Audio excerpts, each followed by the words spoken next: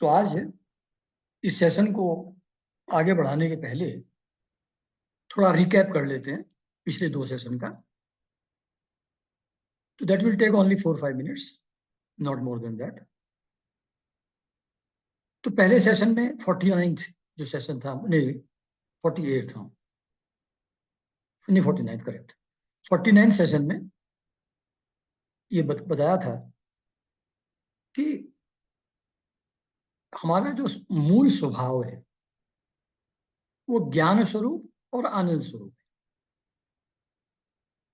तो जब सृष्टि रचना करती है तो अव्यक्त प्रकृति मन बुद्धि चित्त और अहंकार बना देती है,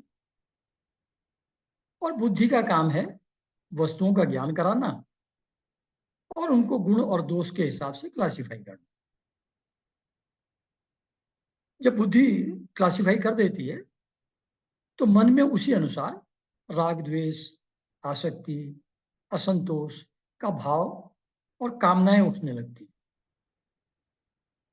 फिर अहंकार का गुण है मैं और मेरे का भाव, शरीर में मैं और जो उसको सपोर्ट करने वाली चीजें उनके प्रति मेरे का भाव, और सेंस ऑफ डूअरशिप कर्तृत्व भाव, ये अहंकार का गुण है। तो जो कामनाएं मन के अंदर उठी उसको पूरा करने के लिए फिर जीव कर्म करता है, और वो जो जीव जब कर्म करता है तो कभी सफल होता है कभी असफल होता है, जो भी प्रारब्ध के हिसाब से होना उसके हिसाब से। सफल हो गया तो क्षणिक हर्ष होता है, मोमेंट्री हैप्पीनेस, और अगर फेल हो गया असफल हो गया तो फिर चिंता और विषाद वो थोड़ा लंबे समय तक चलता है। इस कारण से ये भव सागर संसार दुख रूप मालूम पड़ता है, क्योंकि सुख तो क्षणिक होता है, सुख की है छांव, ढलती आती और जाती है, दुख तो अपना साथी है। उस कारण से ये निगेटिव दिखता है संसार।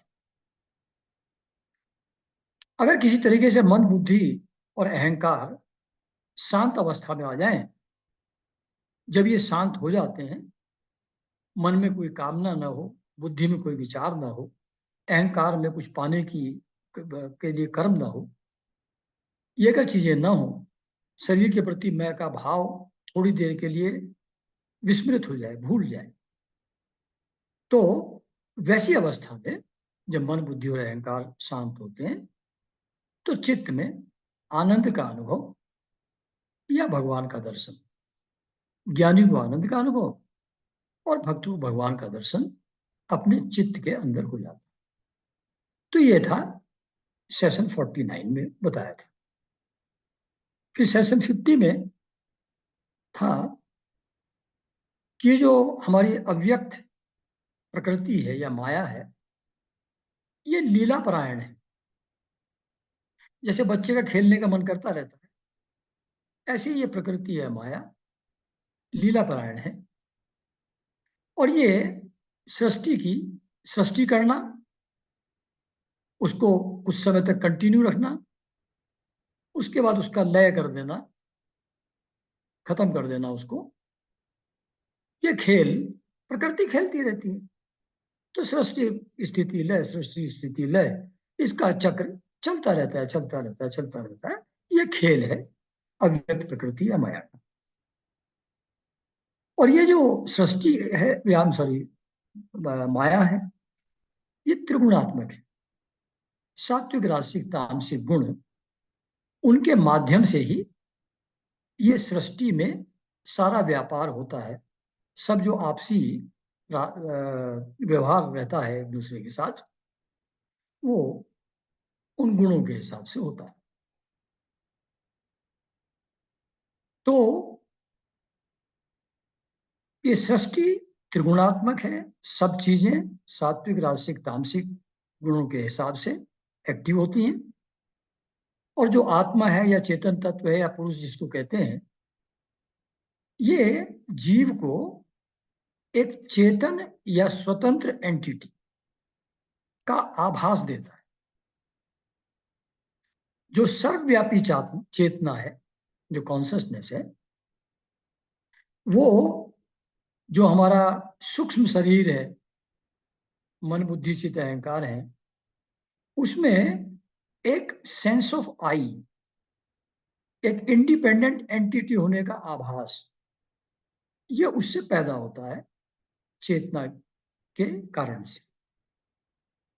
इसी सेंस ऑफ आई को अहम या अहंकार कहते हैं। अब ये जो जगत है, ये बताया था उस दिन कि सात्विक, राजसिक और तामसिक गुणों का स्वाभाविक प्रवाह है, ऑटोमेटेड सिस्टम है, अपने आप चलता रहता है। शरीर उसमें प्रारब्ध के अधीन है। जो भी पुराने कर्म उस जीव के द्वारा हुए या प्रकृति ने जो उस जीव के द्वारा करवा लिए, उन कर्मों का फल भोगने के लिए नया जन्म होता है। तो ये शरीर प्रारब्ध के हिसाब से ही चलता है, और इसमें शारीरिक और मानसिक जितने भी कर्म होते हैं शरीर के द्वारा, वो सारे के सारे गुणों की प्रेरणा से ही होते हैं, प्रारब्ध के अनुसार ही होते हैं। और ये जो माया, जो पाप और पुण्य है, ये माया शक्ति के कार्य हैं। माया शक्ति त्रिगुणों के द्वारा पाप और पुण्य प्राणियों से करवा लेती है, और प्राणी को सुख दुख, हित अहित, बंधन मोक्ष, मृत्यु जन्म, आवागमन, जो भी जीव के साथ होता है, उसके पीछे माया ही कारण है भगवान की। और एक बात और बताई थी कि सुख और दुख देने वाला, ऑब्वियसली जब माया ही सब कुछ कर रही है, जीव कुछ कर ही नहीं रहा है, जीव से जबरदस्ती करवा लिया जा रहा है, तो सुख दुख का कारण ना तो स्वयं व्यक्ति है, जीव है, और ना कोई दूसरे जीव है उसके सुख दुख के कारण। तो ना खुद स्वयं रेस्पॉन्सिबल है सुख दुख के लिए, ना कोई दूसरा रेस्पॉन्सिबल। तो अगर मैं रेस्पॉन्सिबल नहीं हूं, तो मुझको कोई गिल्ट का भाव नहीं आएगा, क्योंकि मेरी गलती नहीं है। तो मैं क्यों अपने आप को दोष दूं? तो आराम से रहूंगा, रिलैक्स रहूंगा। और दूसरे सुख दुख का कारण मेरे नहीं है, तो दूसरे के प्रति एंगर, ईर्ष्या, द्वेष भाव दूसरे के प्रति कैसे होगा? अगर ये बात अच्छी तरह समझ में कि दूसरा रेस्पॉन्सिबल नहीं है, ये प्रकृति के द्वारा ही हो रहे हैं सब एक्शंस, प्रारब्ध के हिसाब से ही हो रहे हैं, तो फिर आदमी गिल्ट से भी फ्री हो जाए, एंगर और जेलिसी से भी फ्री हो जाए, तो डिसएंटेंगल हो जाएगा विथ थिंग्स आउटसाइड। उसका मन उलझा नहीं रहेगा बाहर की चीजों में, अगर इस बात को अच्छी तरह समझ में बैठा लिया जाए। तो जो जब, लेकिन हम लोग अज्ञानी हैं, हम उतनी गहराई से इस चीज को अनुभव नहीं करते। इंटेलेक्चुअली सुन तो लेते हैं, पर समझ नहीं पाते उसको, उसको अनुभव के लेवल पर वो नहीं आ पाती। इसलिए हम लोग सुख दुख का कारण दूसरों को मानते हैं, या हाँ, एक दूसरे को सुख दुख का कर्ता माना करते। और एक बात और थी कि हर जीव प्रारब्ध के अनुसार, स्वभाव के हिसाब से, अपने 3 गुणों के हिसाब से कुछ ऐसे एक्शन कर बैठता है जिससे हम हर्ट फील करते, एक हिंसा का अनुभव, हिंसा करता है जीव। तो कहते हैं कि जो साधना के रास्ते पे आदमी चल रहा है, धीर पुरुष है, उस धीर पुरुष को चाहिए कि उसकी विवशता समझे। जो एपरेंट कॉज ऑफ हर्ट है, जो एक एग्रेसर की तरह मालूम पड़ रहा है, उसकी विवशता समझे। मतलब उसका प्रारब्ध या उसके गुण या उसका स्वभाव उससे वैसा करवा ले रहा है जबरदस्ती। He is not free to act otherwise. उसकी विवशता समझे कि वो बेचारा लाचार है। ऐसा समझ करके न तो पेशेंस लूज करे, न धैर्य खोए, और न क्रोध करे। अपने रास्ते पे जो साधना का रास्ता है उस पर अनडिस्टर्ब ज्यों का त्यों चलता। तो ये थे पहले दो सेशन, 49 एंड 50। अब इसके बाद आज का सेशन अब शुरू करते हैं। अब ये बार बार बात हो रही है कि सब कुछ सुख दुख और पाप पुण्य सब माया का है, और ये मन बुद्धि चित्त अहंकार भी माया के क्रिएटेड है सब। तो ये फिर सुख दुख होता किसको है? ये महसूस कौन कर रहा है सुख दुख? तो आज का सुधा धारा अगर आप लोगों ने किसी ने सुना होगा तो उसमें था कि एक पेड़ है, उस पे दो पक्षी हैं, जीव और ईश्वर। ईश्वर साक्षी रूप से बैठ करके, साक्षी रूप परमात्मा आराम से बैठ के चुपचाप उसको देखता रहता है, वो अफेक्ट नहीं होता। लेकिन जो अच्छे बुरे फल हैं उस पेड़ के, जो जीव है वो उनको खाता हो, नीचे की डाली बैठा हुआ है, और वो सुख दुख को अनुभव करता है। वो उसके साथ, पेड़ के साथ एकात्म भाव कर लेता है। तो शरीर के अंदर एक कॉन्सियसनेस है जो परमात्मा है, जो ऑल प्रोवाइडिंग सब जगह है। जब सब जगह है तो शरीर में भी है। कोई क्रिस्टलाइज फॉर्म में इंडिविजुअल एंटिटी आइडेंटिफाइबल की तरह नहीं है, वो सब जगह व्याप्त है। तो therefore there is no size or shape which can be identified. All providing आकाश की तरह है, वो बिल्कुल अफेक्ट नहीं होती। जीव के साथ जो भी हो रहा है उससे उसको कोई फर्क नहीं पड़ता, वो साक्षी रूप है। लेकिन ये जो अंतःकरण के अंदर चेतना के संयोग से मैं और मेरे का भाव पैदा होता है, इसी को जीव कहते हैं। अंतःकरण में चेतना के कारण से जो sense of self, sense of I develop होता है, आभास पैदा होता है इंडिपेंडेंट होने का, उसी को जीव कहते हैं। तो जीव, हाँ, और अगर थोड़ा और डिटेल में आएगा ये, इसलिए यहाँ एक्सपेंड नहीं कर रहा हूँ अभी। और इफ वी रिकलेक्ट, चतुश्लोकी भागवत में शुरू में बताया गया था कि सृष्टि के पूर्व सिर्फ मैं था,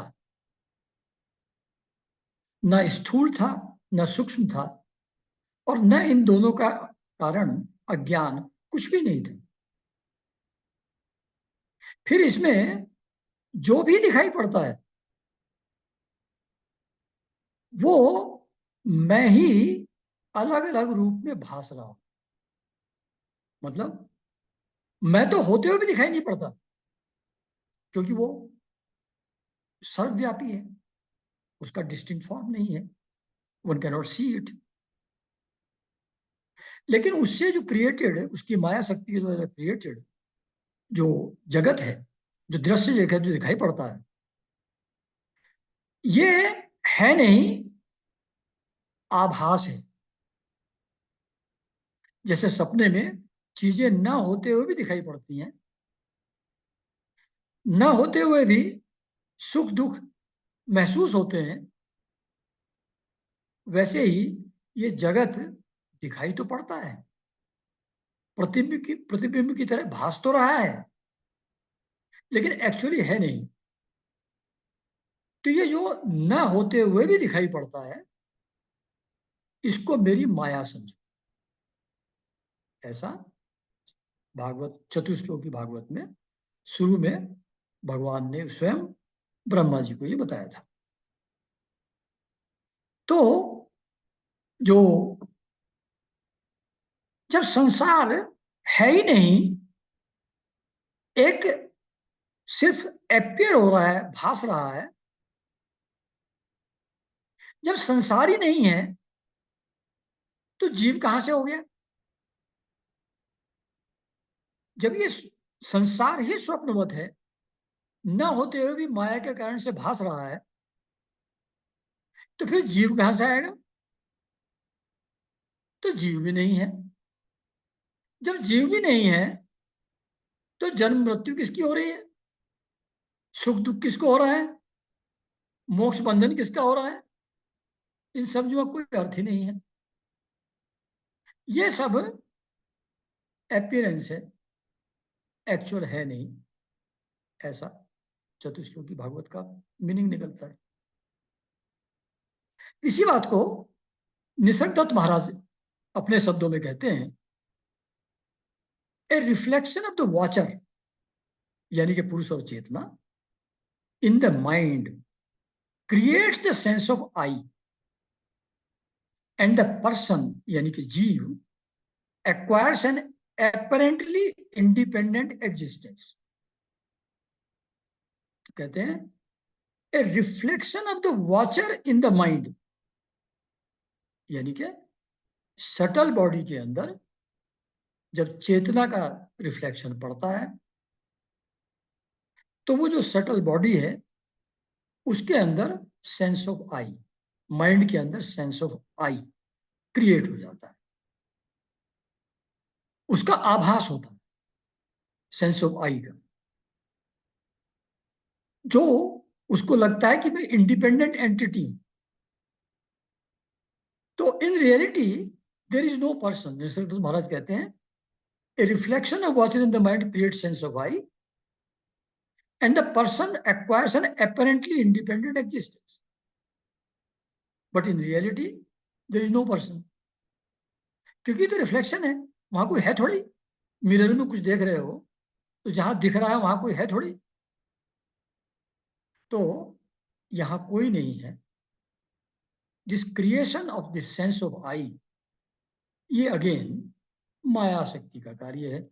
माया के कारण से ये सेंस ऑफ आई भी आता है, मैं का भाव भी उसी से आता है। इसी बात को रमण महर्षि भी कहते हैं। किसी ने उनसे पूछा कि how to deal with others, office है, घर है, सीनियर्स हैं, कलीग्स हैं, सबॉर्डिनेट्स हैं, माँ है, बाप है, वाइफ है, हस्बैंड है, बच्चे हैं, इनके साथ जब इंटरेक्ट करते हैं तो कुछ ना कुछ झंझट सब जगह चलता रहता है। तो how to deal with these person, how to deal with others, ये किसी ने रमण महर्षि से पूछा। रमण महर्षि ने कहा देयर आर नो अदर्स, दूसरा कोई है ही नहीं, एक ही है, तो डील कहां से करना है? इसको अगर देखें, अगर शरीर की दृष्टि से देखें तो सारे शरीर पंचमहाभूत से बने हुए हैं। पंचमहाभूत से रक्त, अस्थि, मज्जा, स्किन एटसेट्रा, इन सब चीजों से मिला जुला करके रोम वोम, इससे शरीर बन जाता है। तो ये सभी शरीर पंचमहाभूत से बने हुए हैं। इसलिए एक शरीर दूसरे शरीर में अंतर क्या हुआ? इंट्रिंजिकली दे आर द सेम। और अगर चेतना के हिसाब से देखें तो चेतना तो एक ही है, सर्वव्यापी, तो भी एक है। तो शरीर की दृष्टि से सारे पंचमहाभूत हैं, चेतना की दृष्टि से एक ही परमात्मा है। तो दूसरा हुआ कहां? तो दूसरे एपियर होते हैं, है नहीं। ये रमन महर्षि कहते हैं। और एक, तो एक्चुअली जीव है नहीं, पर्सन है नहीं, ये लिंग शरीर में, सटल बॉडी में परमात्मा या चेतना से पैदा होने वाला आभास मात्र है ना। लेकिन ऐसा पक्का आभास है कि जान छूटती नहीं है उससे। अच्छा, तो दो पिक्चर भी देखी होंगी आप लोगों ने, शायद देखी हो। एक थी रा वन, वो शाहरुख खान की थी। एक रोबोट थी रजनीकांत की। दोनों में एक चीज दिखाई है कि एक साइंटिस्ट एक रोबोट बनाता। तो रोबोट देखता है, सुनता है, काम करता है, सारी फैकल्टीज उसके अंदर डेवलप की हुई हैं साइंटिस्ट ने। तो काफी आर्टिफिशियल इंटेलिजेंस के साथ एम्पावर्ड टाइप का वो है रोबोट। तो ऑब्वियसली जो उसकी बेसिक इंस्ट्रक्शन है उसके हिसाब से उसको चलना है रोबोट को, जो उसका सॉफ्टवेयर डिजाइंड है, जो सॉफ्टवेयर उसको कंट्रोल करता है। लेकिन अचानक साइंटिस्ट घबरा गए। एक दिन वो इंडिपेंडेंटली एक्ट करने लगा, इंस्ट्रक्शन के बजाय अपने आप ही करने लगा, और उसके अंदर फीलिंग ऐसे इमोशंस भी पैदा हो गए। तो वो तो ही स्टार्टेड प्लेइंग हैवक, थोड़ा झंझट कर दिया उसने। तो ऐसे ही प्रकृति वो स्थूल शरीर और सूक्ष्म शरीर बना देती है। फिर उसमें माया से सेंस ऑफ आई डेवलप हो जाता है, और फिर वो as independent activity, independent entity अपने आप को समझते हुए फिर उल्टा सीधा हर तरीके के एक्शन वो करना शुरू कर देता है and plays havoc with the society. तो ये चीज उस पिक्चर में भी दिखाई थी, दो में। तो प्रकृति, माया या अविद्या, इसका गुण है आच्छादित कर लेना, कवर कर देना, रियलिटी जिससे दिखाई ना। कहते हैं जैसे बादल, सूर्य की अग्नि जब पानी पे पड़ती है तो सूर्य से क्रिएट होता है, और सूर्य के कारण से ही बादल दिखाई पड़ता है, अदरवाइज दिखाई भी नहीं पड़ेगा। अगर लाइट ना हो तो बादल दिखाई कैसे पड़ेगा? तो बादल सूरज की हीट से ही क्रिएट होता है, पानी के संयोग से, और सूरज की रोशनी के कारण ही दिखाई पड़ता है। लेकिन कमाल की बात यह है कि वो सूरज को ढक लेता है, सूर्य दिखाई पड़ना बंद हो जाता है। ऐसे ही अहंकार चेतना से ही क्रिएट हुआ, और चेतना के कारण से ही उसके अंदर मैं भाव पैदा हुआ, और वही चेतना को ढक लेता है। चेतना का अनुभव समाप्त हो जाता है और जीव बाहर उलझ जाता है। तो इसके अंदर आवरण शक्ति है। जैसे बादल ढक लेता है सूरज को, ऐसे माया ढक लेती है रियलिटी को।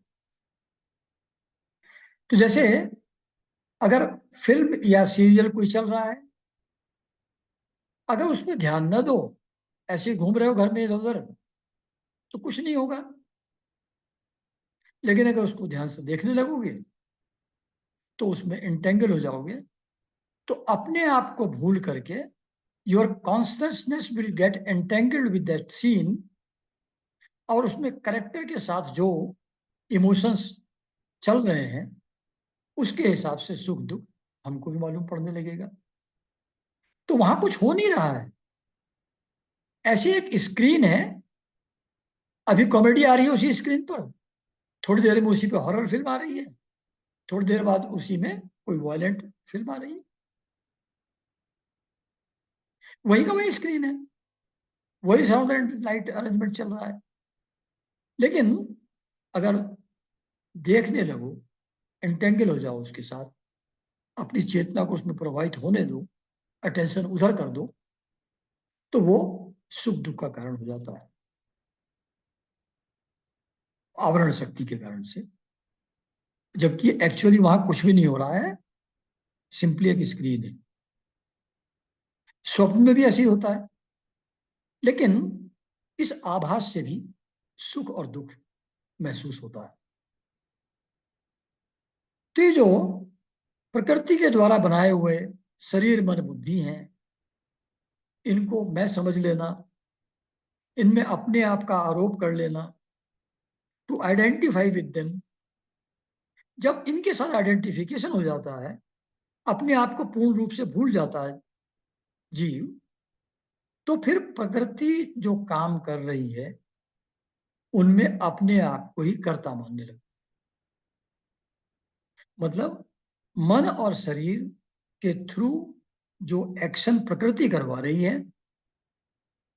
उनको मैं और मेरा मानने के कारण से जीव को लगता है कि ये मैं कर रहा हूं, तो उसके अंदर उसको अपने आप को कर्ता मानने लगता है, डूअर मानने लगता है, जबकि गुणों की प्रेरणा से शरीर के द्वारा डिफरेंट कर्म हो रहे हैं। इसमें फिर निसर्गदत्त महाराज इसी चीज को एक्सपेंड करते हुए बोलते हैं, some unknown power acts and you imagine that you are acting. उसी बात को फिर कह रहे हैं, एन अननोन पावर एक्ट्स, यानी कि वही प्रकृति है, माया शक्ति जो उसके त्रिगुण है, वो कर रहे हैं, and you imagine that you are acting, वो माया शक्ति के कार्य हैं। तो ये गलत फहमी है कि तुम कर रहे हो। फिर आगे कहते हैं निसर्ग महाराज, देयर, ये सब उसका एक्सपेंशन है जो भागवत में लिखा है, to support that, so that this idea gets deeply entrenched. There is only life, there is nobody who lives a life. तो एक सात्विक राजसिक तामसिक गुणों के प्रवाह रूप एक सृष्टि का क्रम चल रहा है, उसमें जीव ऊपर नीचे हो रहे हैं, तो एक लाइफ तो चल रही है, एक प्रोसेस तो चल रहा है, लेकिन there is nobody who is living a life. In life itself a little world arises, world मतलब वो जो पानी घूमता है ना, क्या बोलते हैं उसको, तो भंवर। कहते हैं कि प्रकृति में, लाइफ में एक भंवर जैसा उठता है माइंड में, और mind indulges in fantasies and imagines itself dominating and controlling life. जैसे प्रेसिडेंट हो जाते हैं, प्राइम मिनिस्टर हो जाते हैं किसी कंट्री के, and to lesser extent everyone down below, सब लोग they feel that they are controlling and dominating life. तो माइंड में एक लहर उठती है, एक भंवर उठती है, एक इम्पल्स आती है, और ये गलतफहमी पैदा होती है, एज इफ वो फैंटेसीज क्रिएट हो जाती हैं, and the non existent person indulges imagines as if he is dominating or controlling life। तो ये चीजों को व्यवस्थित मैं रख रहा हूं, देश की प्रोग्रेस मैं कर रहा हूं, गरीबों को बेनिफिट मैं दे रहा हूं, ये सारे इस तरीके का जो फैंटेसीज और इमेजिनेशंस हैं जो होते हैं। एक जगह कहीं और लिखा था, यहां नहीं है, कि जब कोई घटना घटनी होती है, प्रकृति springs up a character and things get arranged around him, और उसके हिसाब से वो परिस्थिति अनफोल्ड होती है, और उस आदमी को लगता है कि उसने सब कर दिया। जैसे बड़े बड़े लीडर हुए हैं, महात्मा गांधी जैसे लीडर हुए हैं, जिनके पीछे पूरे हिंदुस्तान उनके पीछे हो गया, सपोर्ट में हो गया, and then in a way he was instrumental in getting freedom. तो स्पिरिचुअली ये कहा जाता है कि वो नहीं कर रहे हैं, he is thrown up as a character by this existence to bring about a change which was going to be there according to प्रारब्ध of this nation. जैसे इंडिविजुअल का प्रारब्ध होता है, ऐसे देश का होता है। तो उसके हिसाब से जब उसको गुलाम होना, गुलाम हो जाएगा, जब स्वतंत्र हो जाएगा, स्वतंत्र हो जाएगा। उसके लिए कोई निमित्त हो जाएगा।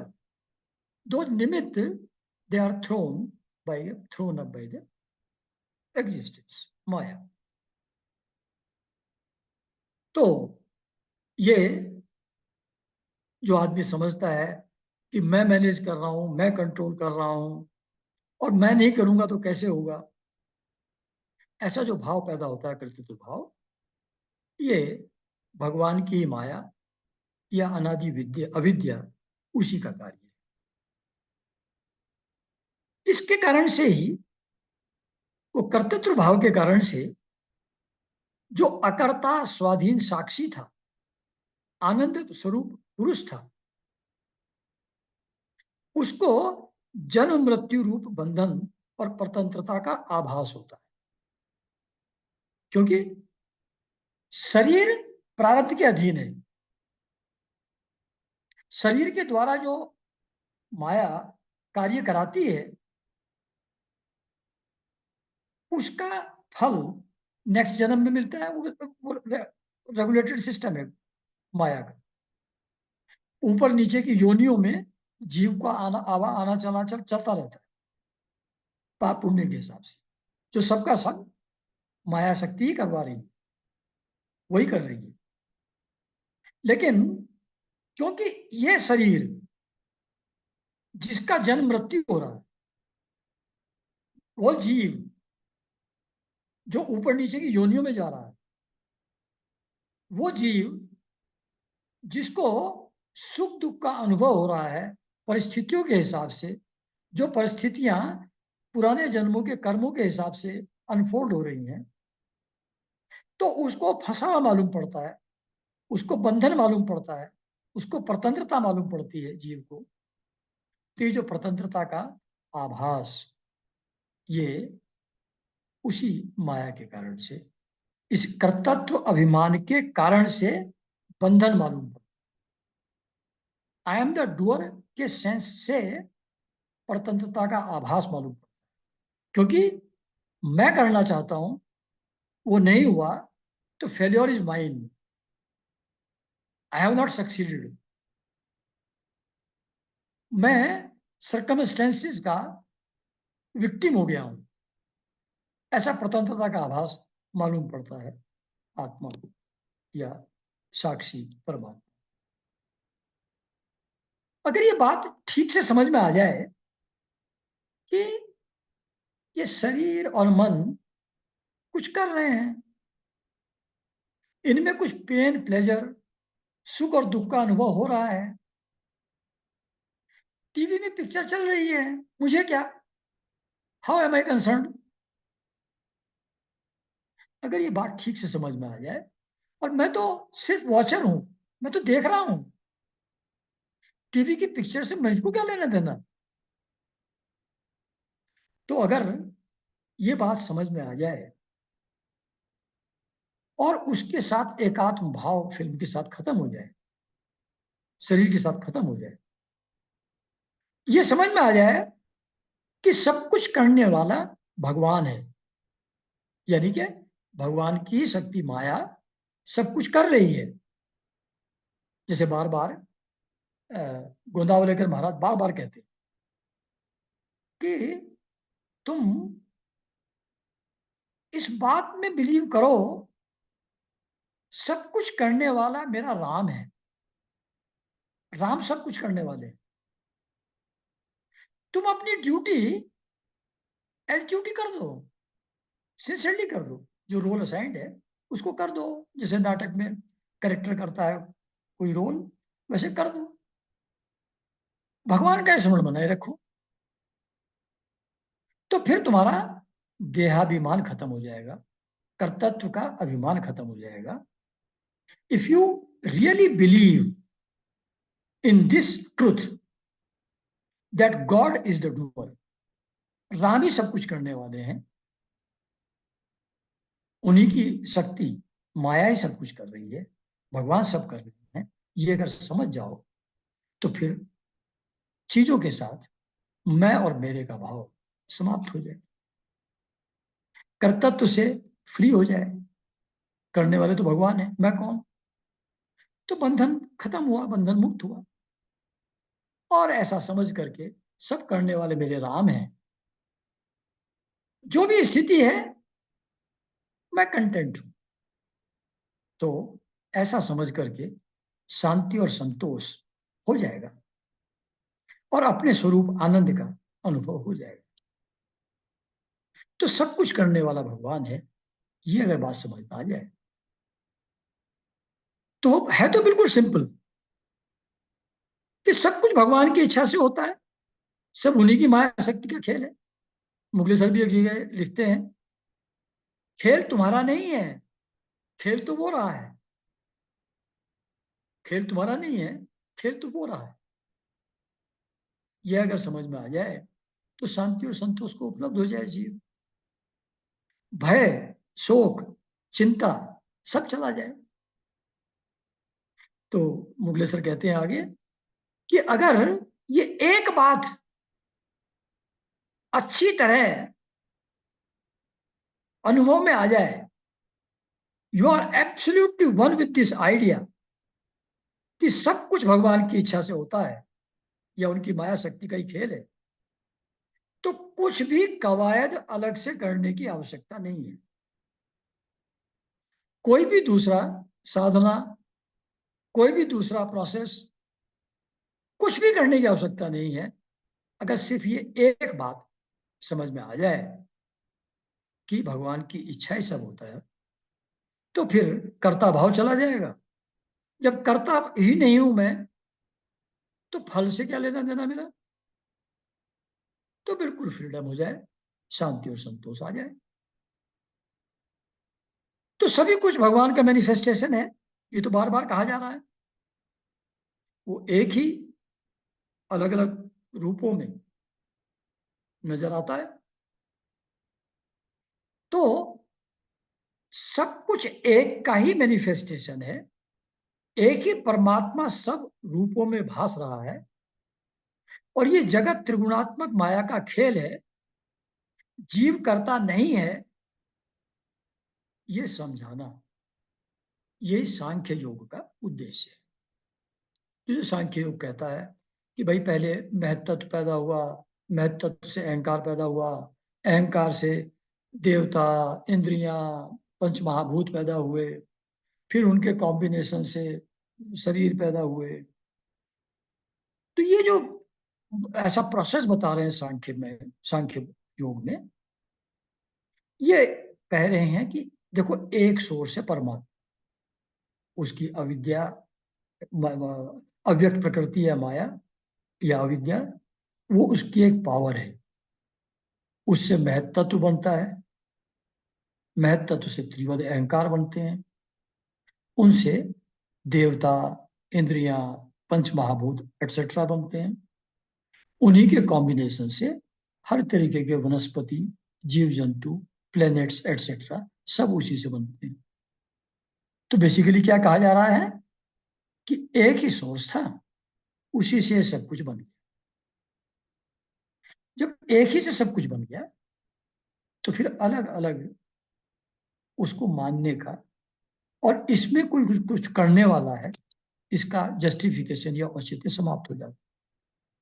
तो कर्तृत्व अभिमान से छूटने का एक तरीका सांख्य योग में ये है कि सब कुछ भगवान का ही मैनिफेस्टेशन है। उसको बड़े एलोबरेट तरीके से कैसे स्टेज बाय स्टेज इवोल्यूशन होता है, वो सांख्य योग में समझाया जाता है। अच्छा, अब ये बात तो बिल्कुल सिंपल है, इंटेलेक्चुअली समझने में कोई प्रॉब्लम है नहीं, लॉजिकली समझने में कोई प्रॉब्लम है नहीं, लेकिन समझ में बिल्कुल नहीं आता। मतलब फिर वही के वही कि नहीं, करना तो है ना, और जो परिणाम आता है उससे सुख दुख फिर भी होता है। करता तो अभिमान जाता ही नहीं। तो ये क्या है? तो कहते हैं कि इस तरीके का ज्ञान दैट सब एक ही है, करता भी एक ही है, आप हैं ही नहीं, आप आभास मात्र हैं, ये चीज सुन करके फ्री हो जाना, ये उन लोगों को नहीं हो पाएगा जिनका देहाभिमान बहुत मजबूत है। आइडेंटिफिकेशन विद बॉडी जहां मजबूत है, उसकी पकड़ ऐसी है, वो हृदय की ग्रंथि मैं और मेरा इतना मजबूत है कि इस बात को सुनता रहेगा, लेकिन कभी भी इंटरनलाइज उसको नहीं कर। इसको कौन इंटरनलाइज कर पाते हैं? जो बहुत साधना बहुत जन्मों तक करते करते बहुत उच्च अवस्था को पहुंच गए हैं।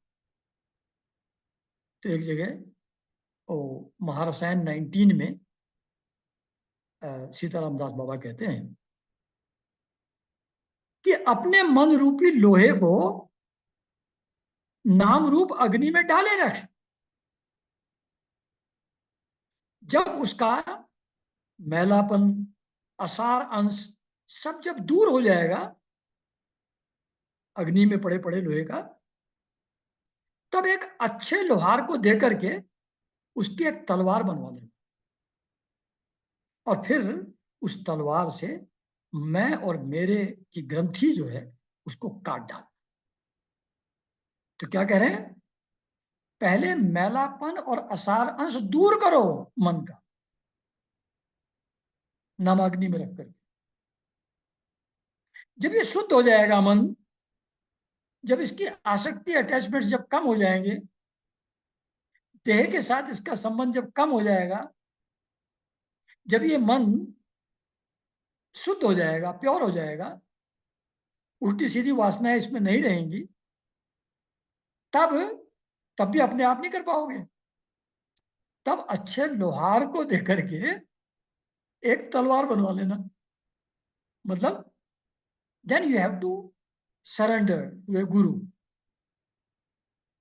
और वो जो गुरु है वो ज्ञान रूपी तलवार तुमको देगा, तुम्हारे मन को ज्ञान रूपी तलवार में कन्वर्ट करेगा,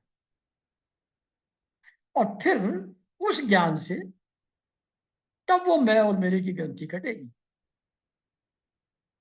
जब तक असार अंश से मैलापन है, तब तक ये मन फ्री नहीं हो पाएगा, तब तक तलवार नहीं बन पाएगी, तब तक वो ग्रंथि नहीं कट पाएगी, और तब तक कितना भी सुनते जाओ, ये सिर्फ इंटेलेक्चुअल अंडरस्टैंडिंग से मैं और मेरे का भाव जाएगा नहीं। वो जिनका मैलापन और असार अंश दूर हो चुका है बहुत जन्मों की साधना से, उनको गुरु के एक वाक्य से एकदम ज्ञान हो जाता है। तो यहां एक अध्यात्म उपनिषद को रेफर कर रहा हूं मैं इस जगह। गुरु शिष्य से कह रहे हैं, वो अध्यात्म उपनिषद में जीव क्या है, कर्म क्या है, बंधन क्या है, मोक्ष क्या है, इस पर डिस्कशन है। छोटा ही उपनिषद है, मुश्किल 70 श्लोक है। ये समझाते समझाते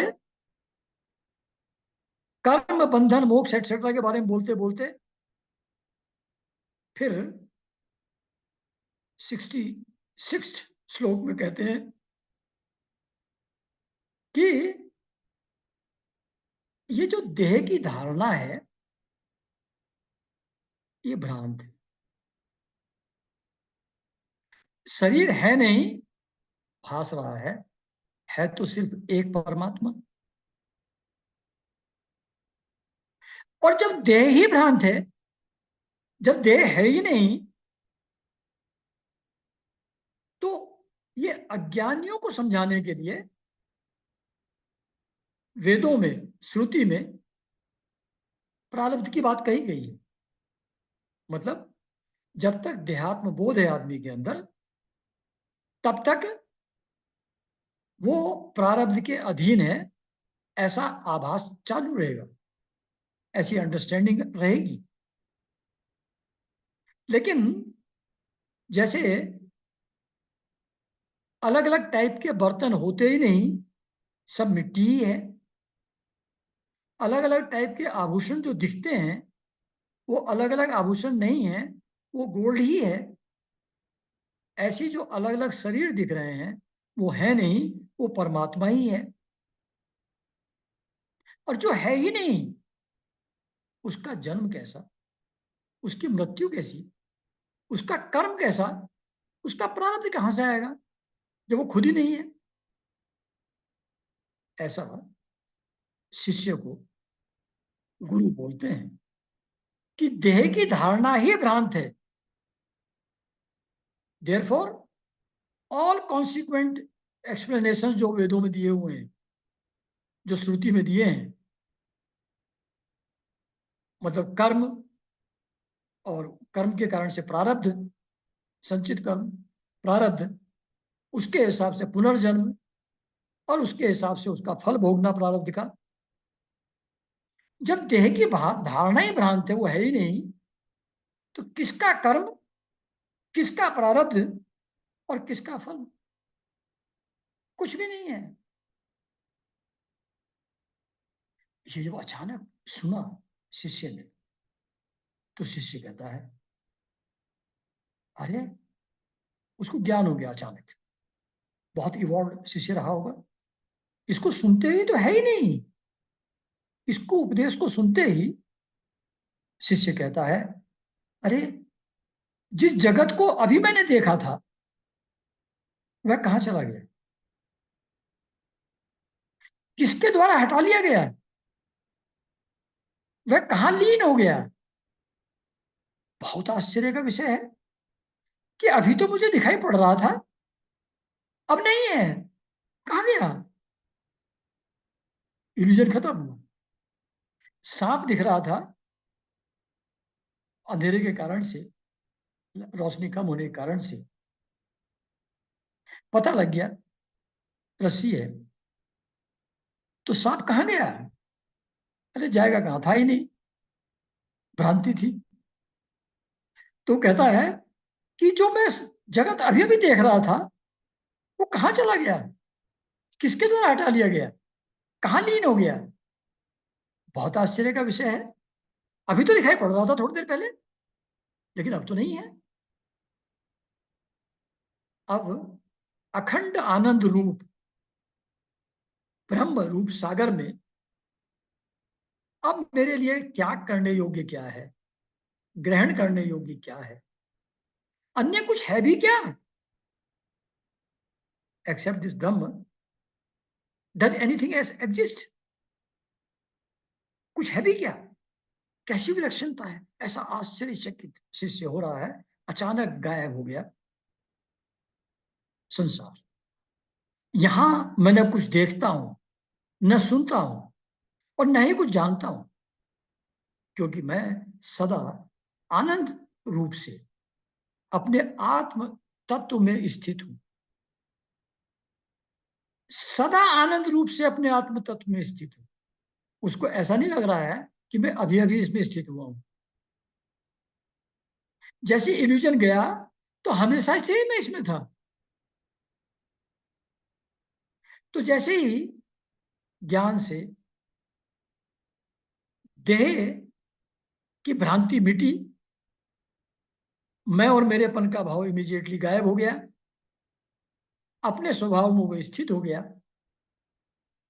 बिकॉज ऑफ दैट न उसको कुछ दिखाई पड़ता है, न सुनाई पड़ता है, न कुछ जानने योग्य चीज है, न कुछ बताने योग्य कुछ चीज है, और वो अपने आनंद रूप आत्म तत्व में स्थित है।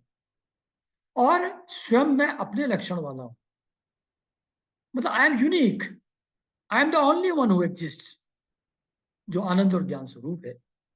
उस भाव में शिष्य स्थित हो गए, गुरु के उपदेश मात्र से हो गए। बट ऑब्वियसली ये सारे सेंटेंस जो इसमें लिखे हुए हैं ये तो हम भी पढ़ते हैं लेकिन हमको तो दिखता रहता है संसार, हमारा संसार तो गायब नहीं होता। तो वो एक इवॉल्व स्टेट में है, where just a nudge and he is there. Just a nudge, गुरु का हल्का सा सहारा, और गिर गया जो बाधा थी बीच की, अचानक पर्दा एकदम हट गया। ऐसा विवेकानंद जी के साथ भी हुआ। वो इवॉल्व स्टेट में थे। उनकी बचपन की कहानियां हैं कि जब वो सोते थे एज ए चाइल्ड, तो उनको ऐसा लगता था कि हृदय के पास जैसे रोशनी है, वो रोशनी बढ़ती जाती थी, उसमें वो एनवेलप हो जाते थे, अब बिल्कुल शांत होकर के सो जाते थे। तो he felt this is how everybody स्लीप्स। ये भाव मुझको ही होता है, ये उनको नहीं पता था। किस दिन शेयर किया यार, ऐसे सोते हैं? कहे क्या? कहे हाँ। तुम कैसे सोते हो? कहे हम कैसे सोते हैं, लेटते हैं, थोड़ी देर नींद आ जाती है। कहे नहीं, उसमें फिर तुमको रोशनी नहीं दिखती? तुमको बहुत पीसफुल एनवलप में नहीं जाते? कहते नहीं। दूसरे को पूछा, तीसरे को पूछा, चौथे को पूछा, तो किसी को नहीं होता वैसा, वो तो अकेले ही थे। तो he was that kind of evolve soul. ऐसा ही श्री एम को हृदय चक्र किसी साधु ने छू दिया था। उनको भी सोते समय ऐसे ही हृदय चक्र के आसपास रोशनी दिखती थी, उसी में एनवलप होकर सो जाते थे। वो जब गए परम रामकृष्ण परमहंस के पास और कहा क्या भगवान है? उसने तुझको जानना है? देयर इज नो लॉजिकल कोई डिस्कशन की जरूरत नहीं है, जानना है तुझको? आ इधर। रखा उसके अपना उनके आज्ञा चक्र पे अंगूठा, और तो तुरंत समाधि में चले गए। वननेस ऑफ एवरीथिंग का आभास हो। तो जो हाईली इवॉल्व स्टेट में लोग होते हैं, वो तैयार हैं। उनके मन को ज्ञान रूपी तलवार में गुरु तुरंत कन्वर्ट कर देता है, जिससे मैं और मेरे की ग्रंथि कट जाती है, और उनको तुरंत संसार के न होने का, जैसे जगने के बाद स्वप्न नहीं रहता, वैसे ही ऐसा अनुभव उनको होता है। इस संसार स्वप्न से जग जाते हैं, तुरीय अवस्था में चले जाते हैं, और वहां वैसे ही जैसे स्वप्न हम लोगों के लिए गायब हो जाता है जगने पर, वैसे ही उनके लिए ये संसार एकदम एक्चुअली गायब हो जाता है, फिजिकली रहता ही नहीं, सिर्फ एक का ही भाव रहता है। एक बार सीताराम दास बाबा के पास कोई आया, वो बैठे थे, एक आध घंटे से बात कर रहे थे। पुराना उनका चेला था। एक आध घंटा बात करते हुए, तो तब उसने कुछ बोला, कुछ पूछा। तो सीताराम दास बाबा के आंसर से पता लगा कि अरे, इन्होंने तो मुझको पहचाना ही नहीं। तो बड़ा दुखी हुआ, और उसने अपना दुख व्यक्त किया कि गुरु जी, मैं तो इतने दिनों से आता हूँ, आप मुझको पहचान नहीं रहे हैं। तो बड़े एपोलॉजिटिकली, बड़े करुणावश प्रेम से सीताराम दास बाबा कहते हैं, बेटा माफ करना, मुझको तो सिर्फ ज्योति ही दिखाई पड़ती, अलग अलग लोग दिखाई नहीं पड़ते। उनके अंदर की ज्योति दिखती है, जिसे कहते हैं सब हो जाता एक भक्त के आकाश में। एवरीथिंग बिकम्स वन, डिस्टिंक्शन खत्म हो जाता। ऐसे ही ब्रिजेश्वरा जी थे। उनको जब समाधि का अनुभव हुआ, अपने गुरु से उन्होंने शेयर किया।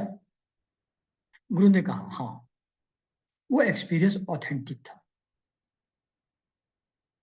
लेकिन वो उस मोमेंट में था, अब नहीं है। अब तुमको पेड़ पौधे मैं सब अलग अलग एंटिटी की तरह दिख रहे हैं।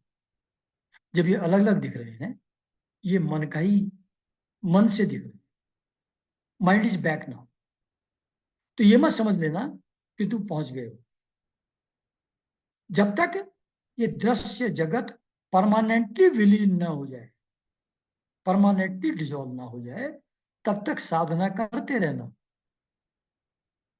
तो फिर ब्रजेश्वर जी 30 साल, 30 years after experiencing state of समाधि, फिर अकेले बैठे रहे।